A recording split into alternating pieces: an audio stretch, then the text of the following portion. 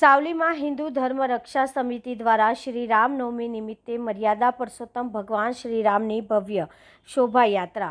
સાવલીમાં મર્યાદા પુરુષોત્તમ ભગવાન શ્રી રામના જન્મદિવસ નિમિત્તે રામનવમી પર્વની ભારે શ્રદ્ધાભેર ઉજવણી કરવામાં આવી હતી. આ અવસરે સાવલી હિન્દુ ધર્મ રક્ષા સમિતિ દ્વારા ભવ્ય શોભાયાત્રાનું આયોજન કરવામાં આવ્યું હતું.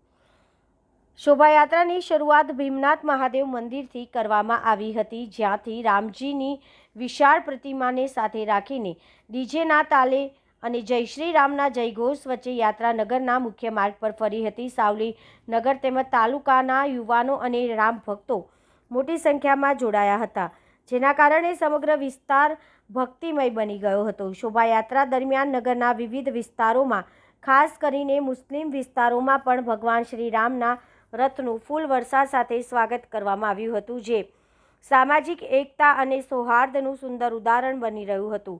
માર્ગમાં અનેક સ્થળોએ નગરજનો દ્વારા ઠંડુ પાણી, શરબત અને છાશના સ્ટોલ લગાવી રામ ભક્તોનું સ્વાગત કરવામાં આવ્યું હતું. શોભાયાત્રા નગરના રાજમાર્ગો અને મંદિરોમાં ફરી પરત ભીમનાથ મહાદેવ મંદિર પહોંચી, જ્યાં પૂજા અર્ચના સાથે તેમની શ્રદ્ધાભેર પૂર્ણાહુતિ કરવામાં આવી હતી.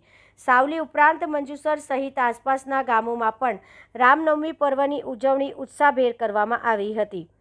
સુરક્ષા વ્યવસ્થાને ધ્યાનમાં રાખીને સાવલી પોલીસે શોભાયાત્રાના રૂટ પર ચુસ્ત બંદોબસ્ત ગોઠવવામાં આવ્યો હતો. ડ્રોન કેમેરા દ્વારા સતત નજર રાખવામાં આવી હતી, જેથી સમગ્ર કાર્યક્રમ શાંતિપૂર્ણ રીતે સંપન્ન થયો હતો. ધર્મ રક્ષા સમિતિ સાવલી દ્વારા આજરોજ રામનવમીના પાવન પર્વ નિમિત્તે ભગવાન શ્રી રામચંદ્ર ભગવાનની શોભાયાત્રાનું ભવ્ય આયોજન કરવામાં આવ્યું હતું. તેમાં સાવલી નગર તેમજ સાવલી તાલુકાના ભાવિક ભક્તો વિશાળ સંખ્યામાં જોડાયા છે અને સમગ્ર નગર ભક્તિમય વાતાવરણમાં રંગાઈ ગયું છે. ઠેર ઠેર ભગવાન શ્રી રામનું ભવ્ય સ્વાગત કરવામાં આવે છે.